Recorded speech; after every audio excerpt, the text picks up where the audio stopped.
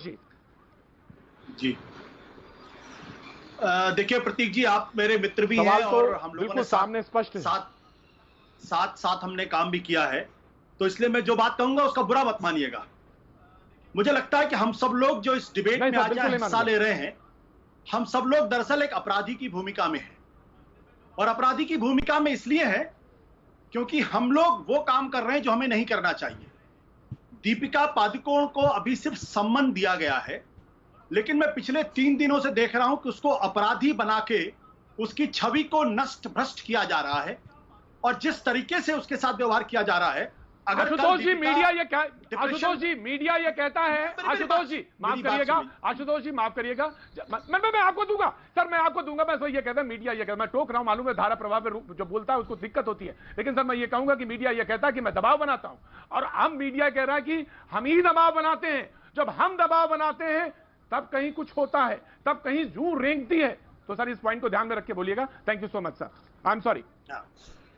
तो मैं ये कह रहा हूं कि अगर कल डिप्रेशन में आके अगर वो आत्महत्या करने की कोशिश करे या कर ले, तो उसके लिए कौन जिम्मेदार होगा? ये सवाल तो हमें अपने आप से पूछना पड़ेगा। क्या हमने ये तय कर लिया है कि किसी का भी नाम हवा में उछाल देंगे, उसके बाद उसको हम अपराधी साबित कर देंगे, और उसके बाद ये तय कर देंगे कि दरअसल उससे बड़ा अपराधी इस दुनिया में कोई पैदा ही नहीं हुआ है?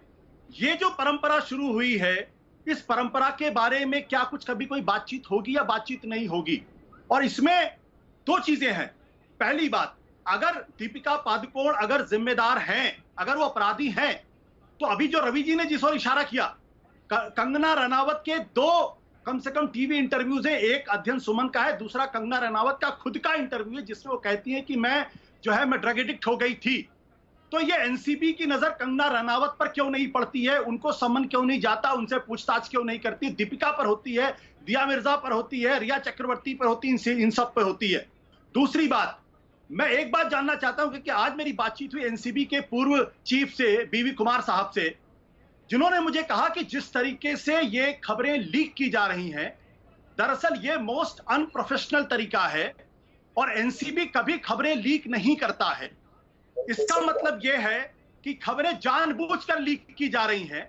2017 के व्हाट्सएप के जो डिटेल्स हैं वो लीक किया जा रहा है। क्या सवाल पूछे जाएंगे वो लीक किया जा रहा है? उन्होंने कहा कि ये जिस तरीके से लीक किया जा रहा है, इससे इन्वेस्टिगेशन पूरी तरीके से बर्बाद हो जाएगा, क्योंकि जो लोग वाकई में जिम्मेदार हैं वो अलर्ट हो जाएंगे और वो सबूतों को मिटाने की कोशिश करेंगे। अब मेरा सवाल यह है, क्या एनसीबी के चीफ राकेश अस्थाना को इस बारे में जानकारी है कि वो कौन सा ऑफिसर है जो इस तरीके से डेली लीक करके इन्वेस्टिगेशन को कमजोर कर रहा है? और अगर राकेश अस्थाना को जानकारी नहीं है, क्या देश के गृह मंत्री अमित शाह इस बात का कॉग्निजेंस लेंगे कि जो पल पल टीवी चैनल्स पे लीक की जा रही खबरें, इन खबरों के पीछे लीक करने वाला वो अफसर कौन है? वो अपराधी अफसर है दरअसल जो खबरों को लीक कर रहा है, और क्या उसके खिलाफ कार्रवाई होगी? क्योंकि अगर एनसीबी की यह जांच अगर डिरेल हो जाती है, अगर कोई नतीजा नहीं निकलता है, तो वो ऑफिसर जिम्मेदार होगा जो खबरें लीक कर रहा है। और अगर कार्रवाई नहीं होती है तो मैं मान के चलूंगा कि दरअसल ये टारगेट किलिंग है, सुपारी किलिंग है, बॉलीवुड को कंट्रोल करने की कोशिश की जा रही है।